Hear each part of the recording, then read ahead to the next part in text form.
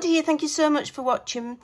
So today I'm doing a video that was asked for by several of my Ko-fi members, and that is for rusting some metal, showing you the way that I do it. So what I've got here are bottle caps. Now I flatten these in my Big Shot, my manual Big Shot, and I use the old scratched plates. I always save them. And you can run the bottle caps they look like this when they start. So these are not squashed, okay?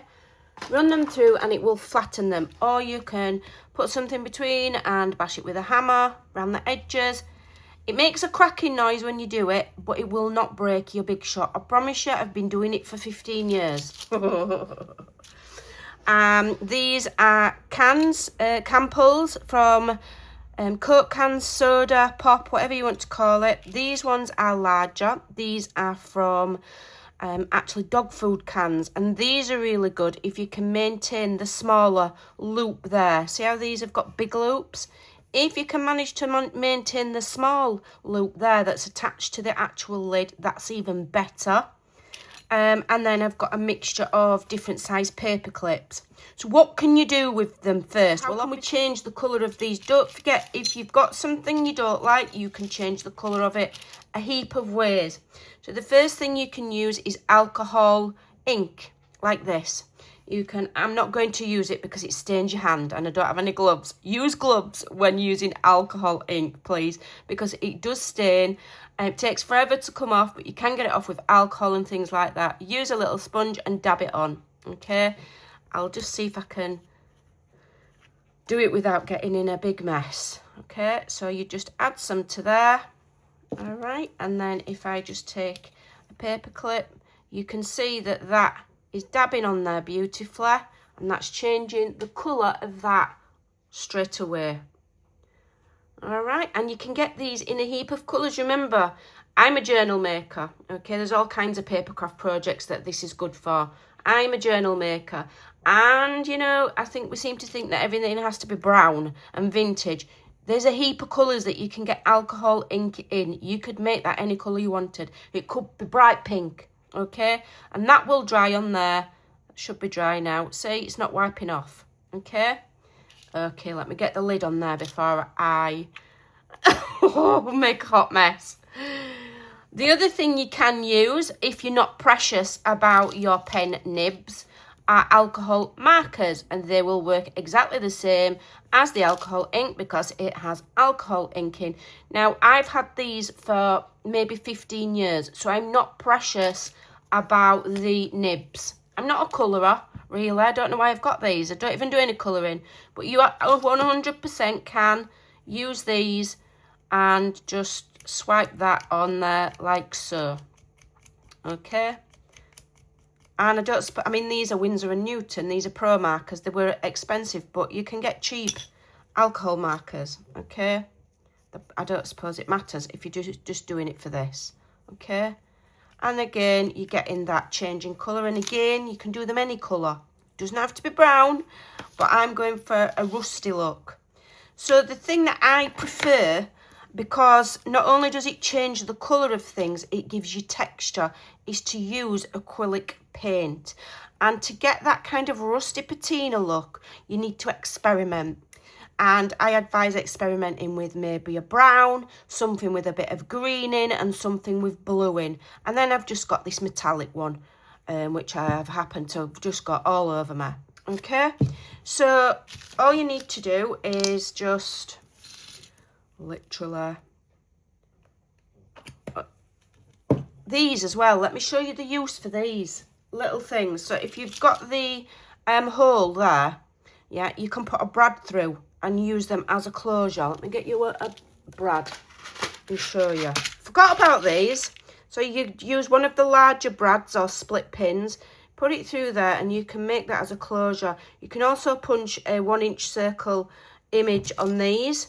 Okay, set it down, put your glossy accents in, and when it's dry, cut around there. Okay, so that's what you can do with these. You can also, and then you can make them into charms. You can make them into twisting closures, all sorts of things as hardware on, you know, whatever you're making. And then these are really cool. Where's my ribbon? I just see ribbon sliders. when I see these. Okay, so you can put your ribbon through and you can make your fasteners or your closures. Okay, you can put your ribbon through there, you could put ribbon through there, you could have that wrapped around a box as hardware, you could use it as a closure. There's a heap of things that you can do. Again, you can turn them into charms and maybe glue on a little of these. But the reason that we're taking time to do that is because this is free. It's free, right? Because we're recycling them. Okay, you can recycle those ring pulls. So let's have a look. So I'm going to start with probably the brown. Okay, I'll have a little bit of green. Oop, too much. A little bit of that and a little bit of this. Experiment and play. This is baking paper or wax-proof paper to protect my desk. You know, put some old newspaper down, anything. And just get it, just dab it on. Okay, just dab, dab, dab. Okay, you could use tweezers. I'm not worried about getting acrylic paint on my hands because that will wash off. Okay, turn it over, dab, dab, dab. Okay, and already that looks like it's a bit rusty. Already, okay. We'll add a bit of this. Maybe just give it a second to dry in between for your layering. Okay, dab, dab, dab. Dab a bit of that on. Dab, dab, dab. And just keep layering and adding those layers. Let's just give that a minute to dry. But if you want the patina, that's when you want to look for these kind of greens and blues. And you might think, oh, that's weird. But if you just dab it on and then dab a little bit of your brown so that it's a mottled. So you've got some brown and some blue. And can you see how that's looking patinaed? And you just keep playing and keep dabbing until you get the look you want. And you can do that on any metal things. I think I'd like a little bit more brown. Maybe you'd like it a bit more blue. But that, to me, looks like a rustic patina, okay, with just a bit of paint. Now, if you're worried about that acrylic paint scratching off, you're going to use it on something precious. Maybe you're doing a scrapbook layout with precious photos. You could go over the top of that with matte medium to make sure none of that comes off, okay? If you're doing just a journal or something, I probably would be inclined not to bother. So I'm even getting a bit of the blue there and I'm dabbing a bit of the brown in and I'm just having a play and an experiment to see what I can come up with. If I've got too much on, I'll dab it off because this sponge will give me that mottled kind of look rather than a full coat, okay? And just go and have fun. And getting your hands dirty. People go, I don't want to get my hands dirty. When they're talking about childlike art play, it's good for your mental health. Get in there and get the paint on you, okay? Get that paint on you. It's good for your mental health, trust me. Okay, childlike play is good for you. All right, and then here I'm just getting these paper clips in this painter blobby mess, okay, and I'll have a bit more brown on there, might have a little bit more blue, okay, and I've got that rusty patina look. Hopefully you can see that. Set that aside to dry, and then you just carry on going. And you know, if you do a whole heap at once, then the mess is justified, okay?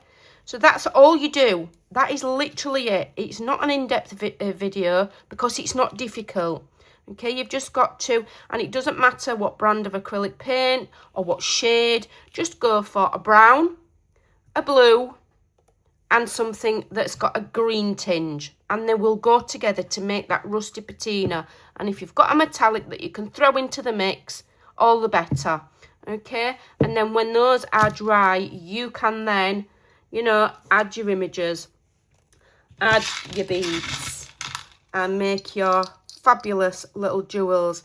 Beads in there, a little flower, a little charm. You'd be surprised what you can come up with, and they'll look absolutely amazing. I don't have any examples because I've not made any. This is an off-the-cuff video that I made. Didn't even know we're making it this morning. But when these are done, I will be making all different things out of them. And you're always better to batch make. So get your paints out and get as much of your bits of metal out as you can, and do a whole heap at once. I needed some paper clips, so I figured I'd just get this out, and I will sit here for the next probably half an hour after this video and make myself a whole heap of these, and then I'll just leave them on the paper there to dry. Okay, and before you know it, you've got yourself a load of custom made, nobody's going to have the same as you because they're all going to be different, custom made rusty patina without soaking them in goodness knows what for hours on end, and you've had some painter fun as well. Go and give it a try. Thanks for watching, take care, and I'll see you in the next video. Bye for now.